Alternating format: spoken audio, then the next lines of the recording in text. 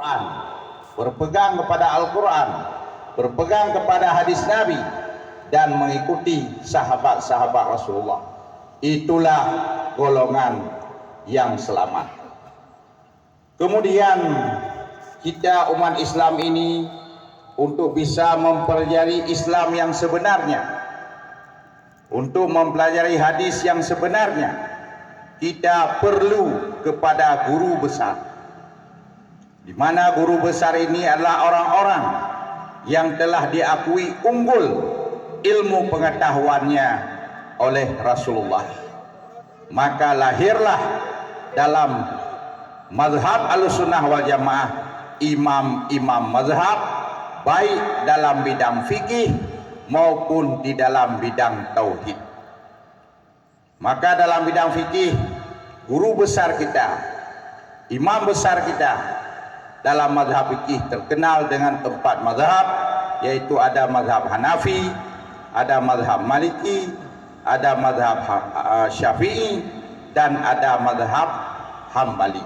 Keempat mazhab ini semua mereka melegalkan peringatan Maulid Nabi.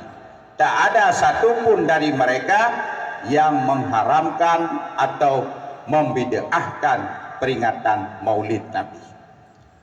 Khususnya kita orang Aceh, Indonesia umumnya, Asia Tenggara juga umumnya, mereka banyak mengikuti mazhab Imam Syafi'i.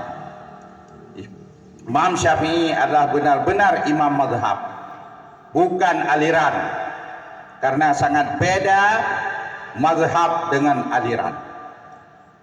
Imam Syafi'i adalah imam mazhab, silsilah gurunya jelas bersambung kepada Nabi. Ketika beliau di Mekah, Imam Syafi'i belajar kepada Muslim Khalid Zanji. Muslim Khalid Zanji belajar berguru kepada Ibnu Jurid. Ibnu Jurid berguru kepada Atta bin Rabah. Atta bin Rabah berguru kepada Ibnu Abbas. Ibnu Abbas berguru kepada Rasulullah. Itu guru Imam Syafi'i di Mekah. Kemudian berangkat Imam Syafi'i menimba ilmu ke Madinah. Beliau belajar kepada Imam Malik. Imam Malik berguru kepada Imam Zuhri. Imam Zuhri berguru kepada Nafi'. Nafi' berguru kepada Ibnu Umar. Ibnu Umar berguru kepada Rasulullah. Maka jelas guru Imam Syafi'i di Madinah pun bersambung silsilah sampai kepada Rasulullah. Berangkat Imam Syafi'i dari Madinah, beliau belajar di Kufah. Kufah salah satu kota besar di negara Irak. Di Kufah beliau berguru kepada Abu Yusuf. Abu Yusuf berguru kepada Imam Hanafi. Imam Hanafi berguru kepada Hamad bin Sulaiman. Hamad bin Sulaiman berguru kepada Alqamah Al-Qais. Alqamah Al-Qais berguru kepada Ibnu Mas'ud. Ibnu Mas'ud berguru kepada Rasulullah sallallahu alaihi wasallam. Inilah imam mazhab. Inilah mazhab, silsilah gurunya bersambung kepada Nabi. Berbeda dengan aliran. Menyo aliran, lagi aliran Syiah, aliran Khawarij, aliran Mu'tazilah, aliran Jabariyah, aliran Mujassimah. Nyan silsilah gure hamu sambung dengan Nabi. Hajim sambung, kedih dengan aliran restrik sambung. Hati-hati kontak atau sambung dengan aliran sungai. Hanya juga dia kuala sampai buku mesti kata itu. Hadirin sidang jamaah yang dirahmati Allah. Begitu juga dalam bidang tauhid, kita berguru kepada imam besar, yaitu Abu Hasan Ali Al-Asy'ari. Beliau adalah keturunan sahabat Nabi yang bernama Abu Musa Al-Asy'ari. Abu Hasan Ali Al-Asy'ari, silsilah gurunya juga bersambung kepada Nabi. Makanya ulama Aceh dalam bidang tauhid, beliau berguru kepada Abu Hasan Ali Al-Asy'ari. Abu Hasan Ali Al-Asy'ari, beliau dari kota Basrah, Irak, hijrah ke Baghdad. Baghdad adalah ibu kota negara Irak, kota peradaban Islam yang ketiga setelah Damaskus dan Al-Madinah. Kota peradaban Islam yang pertama Madinah ketika Rasulullah dan Khulafaur Rasyidin masih hidup. Setelah itu kota peradaban Islam berpindah kepada Damaskus, ibu kota Suriah yang pada masa Daulat Bani Umayyah. Lalu runtuh Daulat Bani Umayyah, berdiri Daulat Bani Abbasiyah, maka kota peradaban Islam berpindah ke Baghdad, ibu kota negara Irak. Jadi Abu Hasan Adi Al-Asy'ari dari kota Basrah menuju kota Baghdad. Di sana beliau belajar ilmu tauhid kepada Syekh Junaid Al-Baghdadi. Syekh Junaid Al-Baghdadi berguru kepada Sari Sakati. Sari Sakati berguru kepada Ma'ruf Kharqi. Bukan Ma'ruf Amin, nya wakil presiden. Nya Ma'ruf Kharqi. Ma'ruf Kharqi berguru kepada Muhammad Al-Ajami. Muhammad Al-Ajami berguru kepada Hasan Basri. Hasan Basri berguru kepada Ali bin Abi Talib dan Abu Huzaifah. Ali bin Abi Talib dan Abu Huzaifah berguru kepada Rasulullah. Maka dalam bidang tauhid pun kita berguru kepada Abu Hasan Ali Al-Asy'ari, yang jelas silsilah gurunya yaitu bersambung kepada Rasulullah. Inilah orang-orang Islam yang mengadakan peringatan Maulid Nabi, yang hukum dasar membuat peringatan Maulid Nabi adalah mubah, tapi karena niatnya bagus berpindah dari hukum mubah kepada sunat, membuat peringatan Maulid Nabi dengan niat untuk mengingat kembali sejarah hari kelahiran Nabi besar Muhammad sallallahu alaihi wasallam. Jadi Islam tidak melarang kita untuk memperingati hari bersejarah. Bahkan Al-Quran itu menurut orang Irak, menurut ulama Irak, ayat Al-Quran telah dihitung oleh ulama Irak 6.666 ayat Al-Quran. 1000 ayat Al-Quran itu bicaranya sejarah, mulai dari sejarah Nabi Adam sampai sejarah Nabi Muhammad, ditambah dengan sejarah raja-raja dunia, ditambah lagi dengan sejarah orang-orang saleh atau aulia-aulia Allah seperti Asif bin Barqiyah, Ashabul Kahfi, Raja Zulkarnain, dan ditambah dengan ahli hikmah yaitu Luqmanul Hakim bersama dengan kisah anaknya yaitu Siren. Hadirin sidang jamaah yang dirahmati Allah, adakah Rasulullah mengingat kembali hari kelahirannya? Kalau kita membuka kitab hadis riwayat Bukhari Muslim, Rasulullah adalah orang yang selalu mengingat hari kelahirannya untuk mensyukuri hari kelahirannya. Maka kanduri maulid ditamam dalam kanduri syukur nikmat, yaitu mensyukuri nikmat Allah, yaitu nikmat kelahiran Nabi. Sebab di Aceh nak dua macam kanduri, nak kanduri syukur nikmat dan nak kanduri tulak bala. Jadi kanduri kalau dalam bahasa Arab yaitu walimah. Itu walimah bahasa Arab. Maksudnya khauri maulid dalam bahasa Arab walimatul maulidin Nabi. Diterjemah dalam bahasa Indonesia kenduri peringatan maulid Nabi. Kenduri bahasa Indonesia atau bahasa Melayu. Bahasa Aceh kekun khanduri, karena kekongkot mengkantan kekun khanduri. Hadirin sidang jamaah yang dirahmati Allah, kalau kita membuka hadis Bukhari Muslim, Rasulullah dalam 1 tahun itu 52 kali mengingat hari kelahirannya. Dengan apa Rasulullah mengingat hari kelahirannya? yaitu dengan seringnya beliau berpuasa hari Senin dan berbuka puasa dengan makan minum setelah terbenam matahari. Ditanya oleh Abi Qatadah Al-Ansari kepada Rasulullah, "Wahai Rasulullah, mengapa engkau sering berpuasa hari Senin?"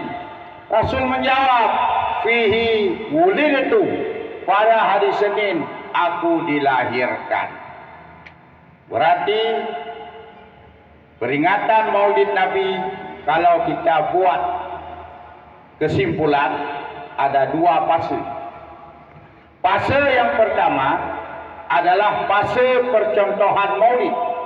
Ini terjadi pada masa Nabi, masa Khulafaur Rasyidin, di mana Nabi dan Khulafaur Rasyidin telah mencontohkan peringatan Maulid dengan ibadah puasa hari Senin dan berbuka puasa setelah terbenam matahari dengan makan dan minum. Yang kejut, artinya peringatan Maulid Nabi identik juga dengan makan dan minum, karena Rasulullah mengakhiri puasa hari Seninnya dengan makan dan minum ketika terbenam matahari. Kemudian yang kedua, zaman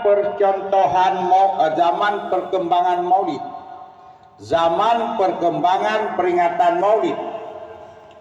Ini ditandai dengan peringatan Maulid sudah berkembang, diisi bukan saja dengan ibadah puasa hari Senin dan berbuka puasa, tapi dalam peringatan Maulid itu diisi dengan baca Al-Quran, bersalawat kepada Nabi, mengkanduri makanan yang telah dimasak, yang orang Indonesia akan kanduri Maulid atau kanduri Maulid, menyantuni anak yatim, fakir miskin, janda gazien, kaum duafa, urun-urun lemiapa, disantuni pada peringatan Maulid. Kemudian diadakannya dakwah. Dakwah itu adalah sunnah Rasulullah. Nabi berdakwah, sahabat berdakwah, generasi tabi'in berdakwah, generasi tabi'in berdakwah, Islam jejak bangsi gondonya sampai kena wajah dengan berkat perjuangan dan pengorbanan para juru dakwah. Lalu peringatan Maulid Nabi ditutup dengan membaca doa. Doa itu juga ibadah, karena sabda Rasulullah lah hadis riwayat Tirmizi, "Ad-du'a'u mukhul ibadah." Doa itu adalah sumsum atau otaknya ibadah. Jadi kalau peringatan Maulid kita lakukan, kita isi dengan kegiatan yang mengandung nilai ibadah, maka itu sudah sesuai seperti yang dicontohkan oleh Rasulullah, bahwa Rasulullah memperingati hari kelahirannya, mensyukuri nikmat kelahirannya dengan ibadah puasa hari Senin dan ibadah berbuka puasa dengan makan dan minum.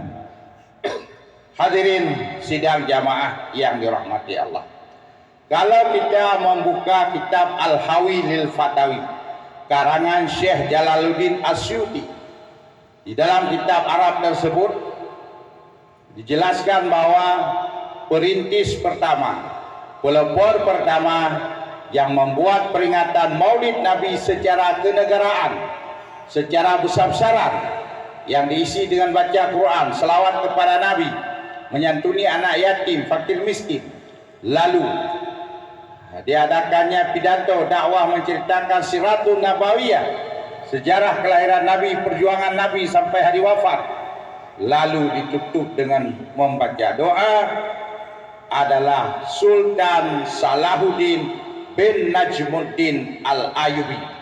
Beliau bermadzhab Syafi'i, membuat peringatan Maulid Nabi di kota Kairo, negara Mesir, tahun 560 Hijrah, di mana umat Islam di Timur Tengah pada waktu itu masih dalam suasana perang salib, perang antara bulan sabit dengan salib. Umat Islam bawa tanya le yang katua ke Rasulullah, hana mengingat pilih ke Rasulullah, maka gebi bala oleh Allah, yaitu Allah mengirimkan pasukan salib untuk membunuh umat-umat Islam yang ada di Timur Tengah. Kemudian Raja Islam yang kedua yang menjadi perintis pertama, pelopor pertama membuat peringatan Maulid Nabi secara kenegaraan, secara besar-besaran adalah Sultan Malik Muzaffar.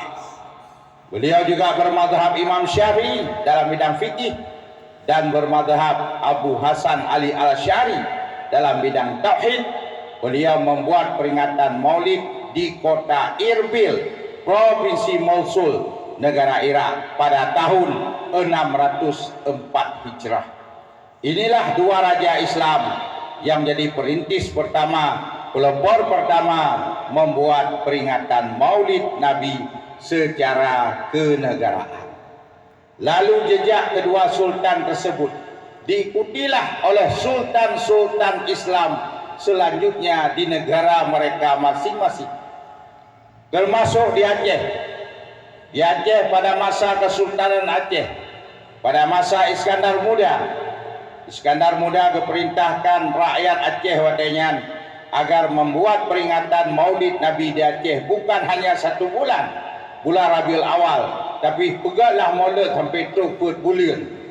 Maka lahirlah istilah di Aceh, na Maulid sa, na Maulid 2, na Maulid tengah, dan na Maulid akhir. Nyo le kita orangnya Maulid 2 karenanya keberadaan dia bak bulan Rabiul Akhir. Begitu juga di Pulau Jawa yang jadi pemarkasa, pelopor pegat peringatan Maulid Nabi adalah Wali Songo. Kepada siapa Wali Songo menyuruh untuk membuat peringatan Maulid Nabi? Kepada raja dari Sultan Demak di Jawa Tengah, yaitu Raden Fatah. Beliau keturunan Raja Mojopahit. Raden Fatah lah selaku pendiri kerajaan Islam Demak, kerajaan Islam yang tertua di Pulau Jawa. Beliau membuat peringatan Maulid Nabi. Dalam bahasa Jawa itu gerbek Maulid Nabi sallallahu alaihi wasallam. Hadirin sidang jamaah yang dirahmati Allah, maka sekali lagi saya katakan tidak ada satupun ayat Al-Quran dan hadis Nabi yang melarang kita untuk memperingati hari bersejarah, yaitu hari kelahiran Nabi. Kemudian setelah Indonesia merdeka tahun 1945, Menteri Agama yang pertama kali diangkat oleh Soekarno dan Dr. Andes Muhammad Hatta adalah Kiai Wahid Hasyim, ayah Gus Dur. Kiai Wahid Hasyim mengusulkan kepada Presiden Soekarno agar peringatan Maulid Nabi di Indonesia jangan cuma rakyat jelata saja yang membuat peringatan Maulid, tapi Presiden, aparatur negara, pejabat negara, ASN juga membuat peringatan Maulid. Soekarno sangat setuju karena dalam hidup Soekarno punya motto jas merah, jangan lupakan sejarah, baik sejarah Rasulullah maupun sejarah bangsa dan kepahlawanan dalam suatu negara. Maka tahun 1947 Presiden Soekarno memerintahkan bahwa kalender di Indonesia setiap datangnya tanggal 12 Rabiul Awal nyatakan sebagai tanggal merah, hari libur nasional, sekolah tutup, kantor tutup semua. Cuma di Indonesia tahun 1947 yang na 12 Rabiul Awal tanggal merah. Di Malaysia kolomna, di Singapura kolomna, apalagi di Arab Saudi yang sampai unohat mantap mengharamkan peringatan Maulid Nabi, tapi perayaan Valentine inang agam dapat mabuk-mabuk juga. Perayaan Holywen urang ka pakai topeng monyet, inang agam berbaur, minuman keras itu boleh. Maka Raja Salman sekarang sudah dikecam. Masa peringatan Maulid Nabi tidak boleh? Peringatan yang berbaur inang agam dapat mabuk-mabuk, fly the sky, fly me in the moon juga itu boleh. Apa juga katanya Arab Saudi itu negara Islam, negara Islam, tapi hana sesungguhnya diterapkan hukum Islam. Yang kena pancung di ururi Indonesia itu awak Arab mesti tahu tak kena pancung. Hadirin sidang jamaah yang dirahmati Allah, maka tahun 1947 Presiden Soekarno dalam Istana Merdeka membuat peringatan Maulid Nabi.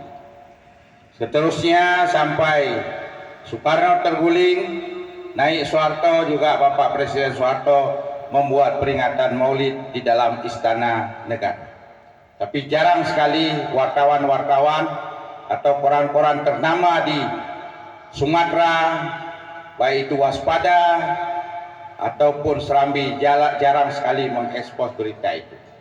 Kemudian Soeharto terguling, naik Habibie.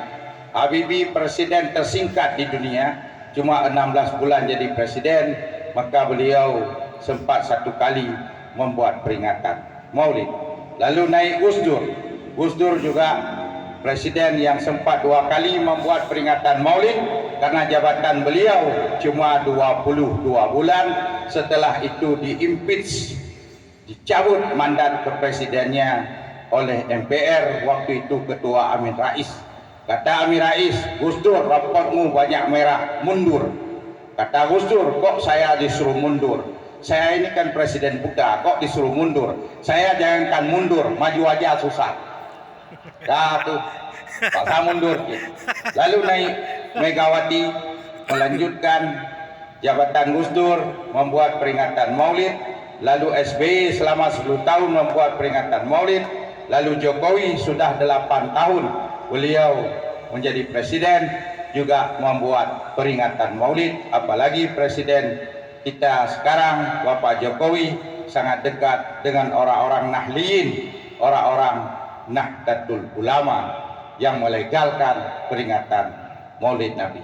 Inilah sejarah peringatan Maulid Nabi di Timur Tengah sampai kepada di Nusantara, Aceh dan Pulau Jawa sebagai ibu kota negara kita.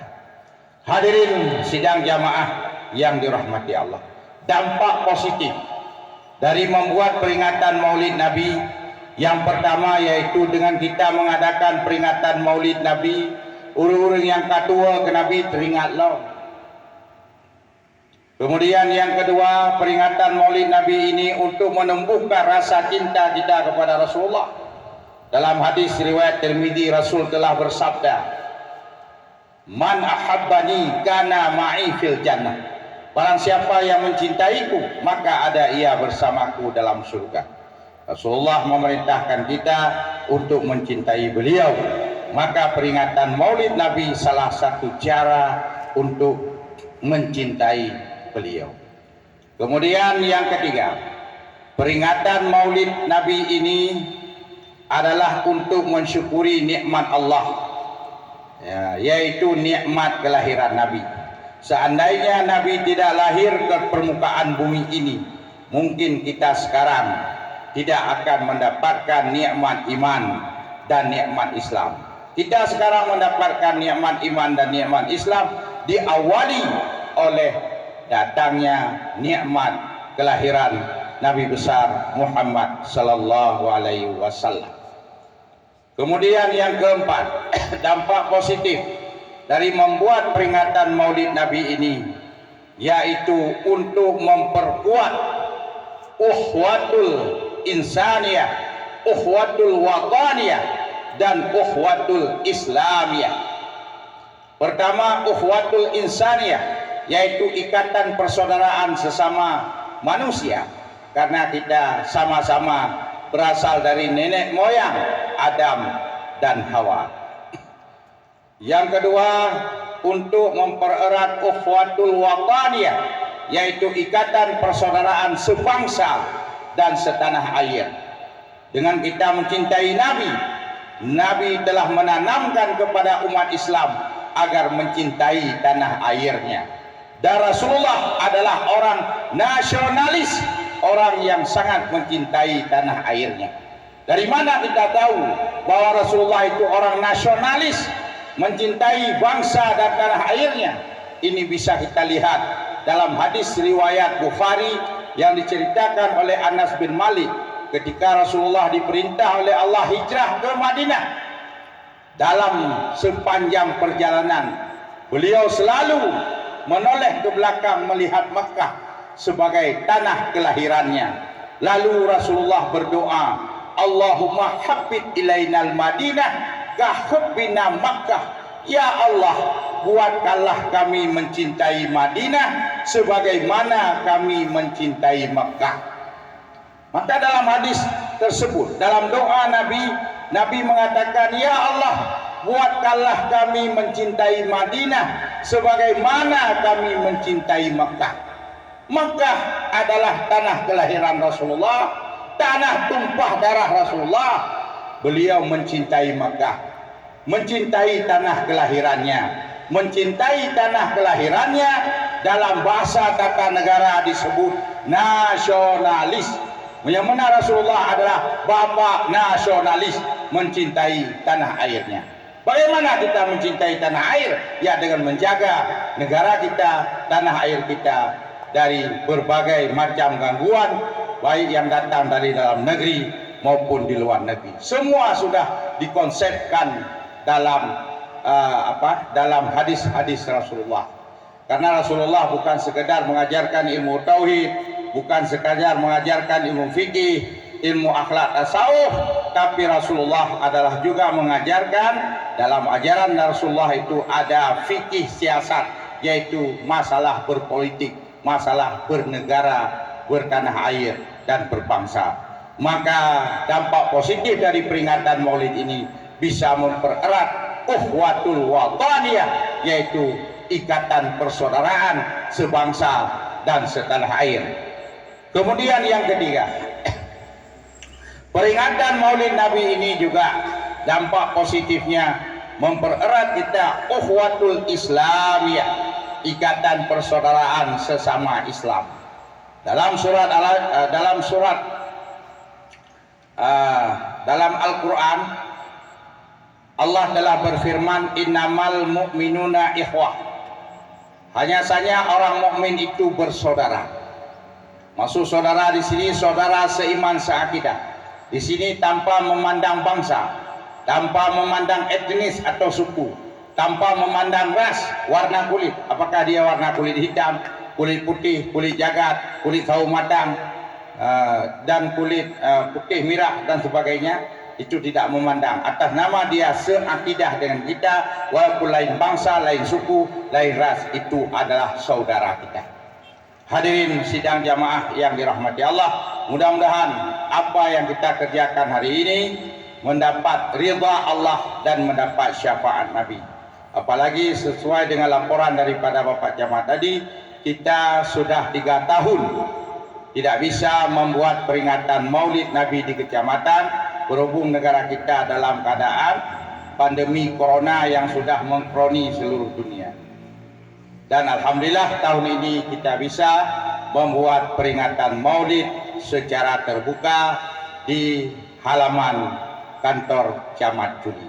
Mudah-mudahan apa yang Bapak Camat lakukan dan jajarannya dan semua penitia dan para pendukung acara ini, pertama mendapat ridha Allah, arti ridha bersenang Allah kebut katanya, dan yang kedua mendapat syafaat Nabi di yaumil mahsyar nanti.